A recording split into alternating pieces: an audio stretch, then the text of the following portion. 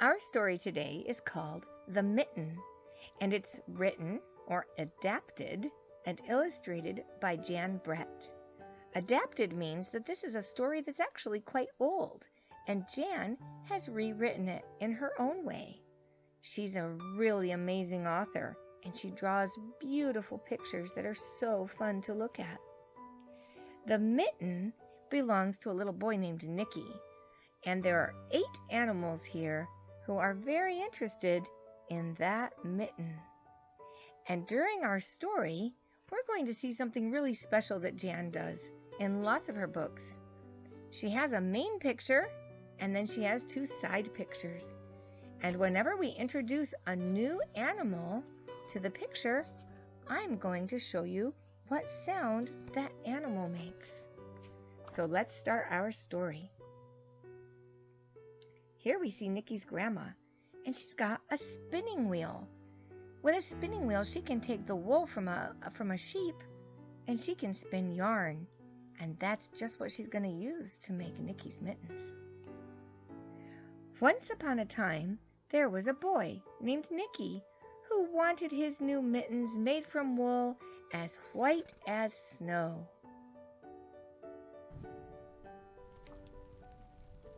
At first, his grandmother Baba did not want to knit white mittens. "If you drop one in the snow," she warned, "you'll never find it." But Nicky wanted snow white mittens, and finally Baba made them.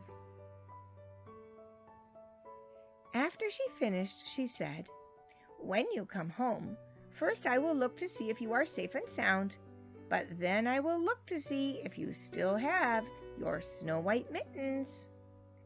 So Nicky went off, and it wasn't long until one of his new mittens dropped in the snow and was left behind. Do you see where he dropped his mitten? And here is our very first animal coming along. That animal is called a mole, and here is how he sounds.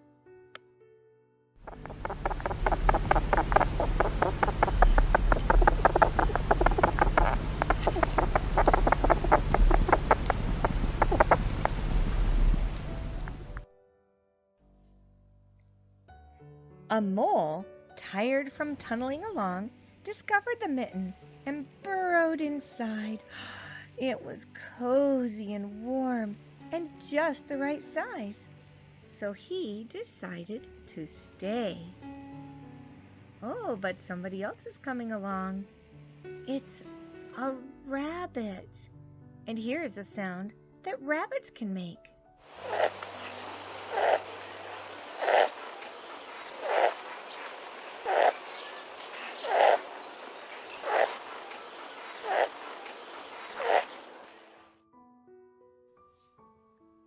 A snowshoe rabbit came hopping by.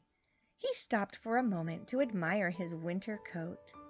It was then that he saw the mitten, and he wiggled in feet first. The mole didn't think there was enough room for both of them, but when he saw the rabbit's big kickers, he moved over. And who is our next little animal coming along? It looks like a hedgehog. Let's see what kind of a sound a hedgehog makes.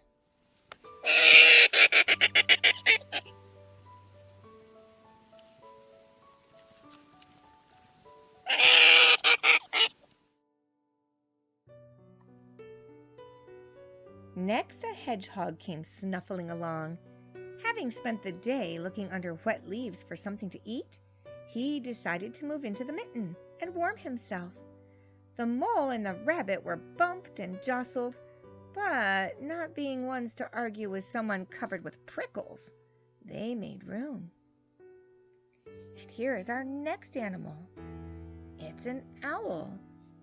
And here are some sounds that owls make.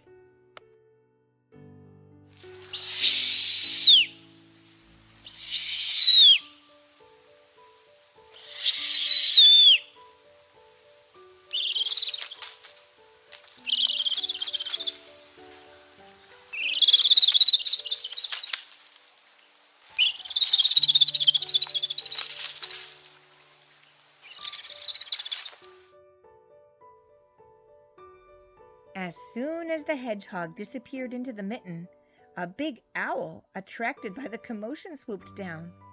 When he decided to move in also, the mole, the rabbit, and the hedgehog grumbled. But when they saw the owl's glinty talons, those are his claws, they quickly let him in. And here's our next little animal coming out from under a tree. He looks like a badger. What sound does a badger make?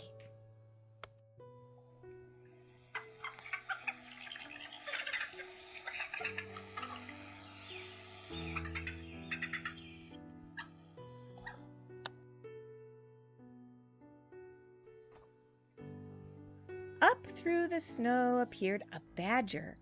He eyed the mitten and began to climb in. The mole, the rabbit, the hedgehog, and the owl were not pleased.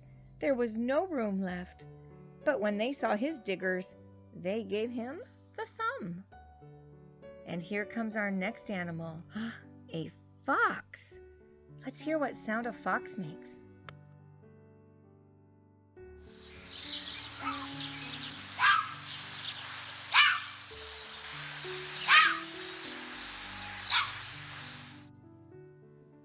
It started snowing, but the animals were snug in the mitten. A waft of warm steam rose in the air, and a fox trotting by stopped to investigate. Just the sight of the cozy mitten made him feel drowsy. The fox poked his muzzle in. When the mole, the rabbit, the hedgehog, the owl, and the badger saw his shiny teeth, they gave the fox lots of room. And here comes our next animal, a big brown bear. Do you know what sound a bear makes? Can you make a bear noise?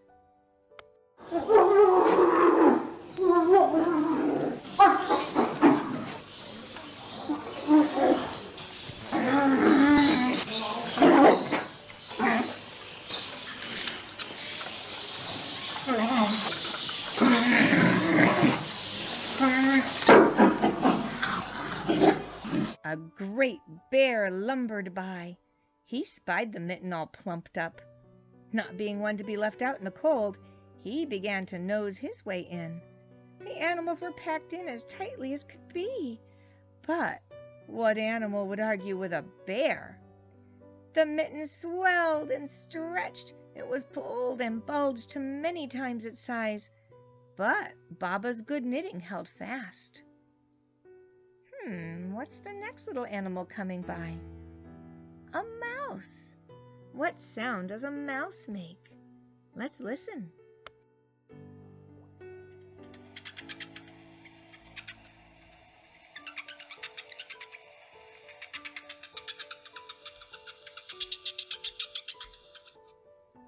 Along came a meadow mouse, no bigger than an acorn.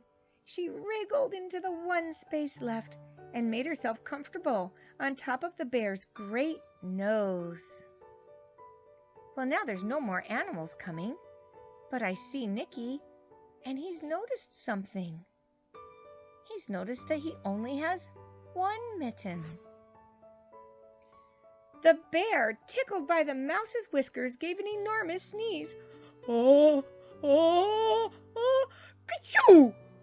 The force of the sneeze shot the mitten up into the sky and scattered the animals in all directions.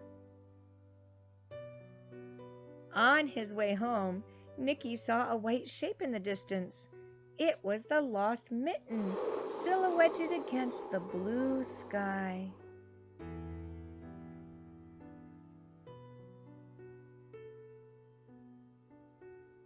As he ran to catch his snow-white mitten, he saw Baba's face in the window. First, she looked to see if he was safe and sound, and then she saw that he still had his new mittens.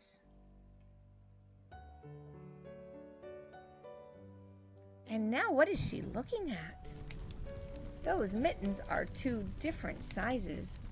She must be wondering what on earth happened to that one mitten. But they'll never know, will they? Only we do.